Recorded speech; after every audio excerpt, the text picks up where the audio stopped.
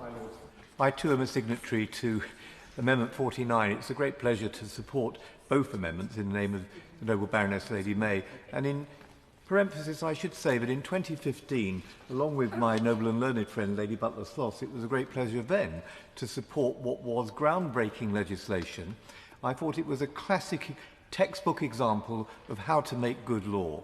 First of all, we had robust pre-legislative scrutiny, and then the noble Baroness, in her role as the Home Secretary of the day, along with Dame Karen Bradley, who was magnificent in steering the legislation, we had bicameral agreement across both houses, with amendments being made and accepted as the bill went through both houses.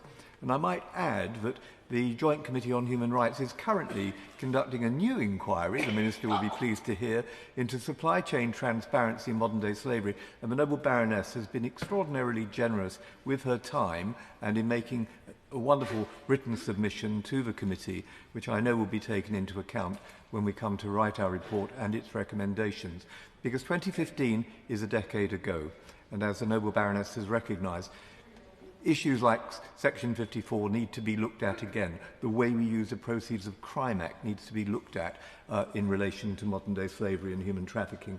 So it's another living document, something that we, from time to time, have to go back to. And I think the whole House would want to pay tribute to the noble Baroness for the commitment that she has given to people who are victims of modern-day slavery.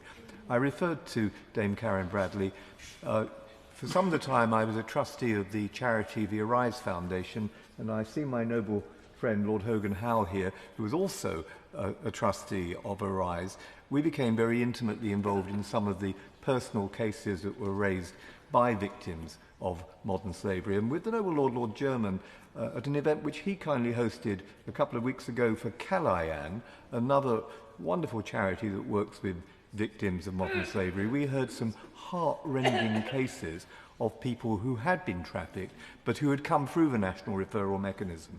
And I think it would be helpful for later stages of the bill if the noble Lord the Minister is able to give us some updated information about the numbers of people who are in the national referral mechanism at the present time, and also what the average time is that people spend in the NRM, because we heard from one woman, for instance, at the event in the Attlee Room, hosted by the noble Lord German, one woman who had been 4 years in the national referral mechanism.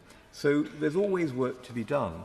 But the noble Baroness's amendments, especially Amendment 49, I think are incredibly important, because people who go into the NRM have got to prove their justification, their right to be able to stay in the United Kingdom. If they don't have access to the evidence, if it's been taken away, then it will be impossible for them to prove their case, and it will undermine the victim seeking determination by the NRM.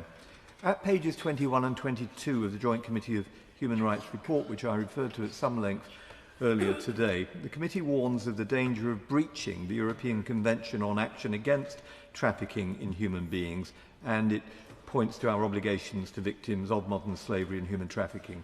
Never forget, my lords, that victims of modern slavery and human trafficking did not come here willingly and were not migrants. They are victims of a heinous crime, and the noble Baroness was right to remind us of the distinctions that we should make. On April the 16th, the noble Lord the Minister replied to my written question, HL 64868, asking for the government's response to the manifesto entitled Putting Victims First, Renewing the UK's Commitment to Victims of Trafficking and Modern Slavery, which was published in July last year by a coalition of modern slavery organisations. In his helpful answer, the noble Lord the Minister said, I quote, "The government continues to engage with that coalition and are keeping all aspects of asylum and immigration systems under regular review, including in relation to trafficking and modern slavery." I'd be grateful if the noble Lord the Minister could say whether they've discussed protection of belongings of people likely to have been trafficked with that coalition, what response they received, and if not, between now and report, if he will do so, I hope that the government, that the noble Lord the Minister, will accept Lady May's excellent amendments.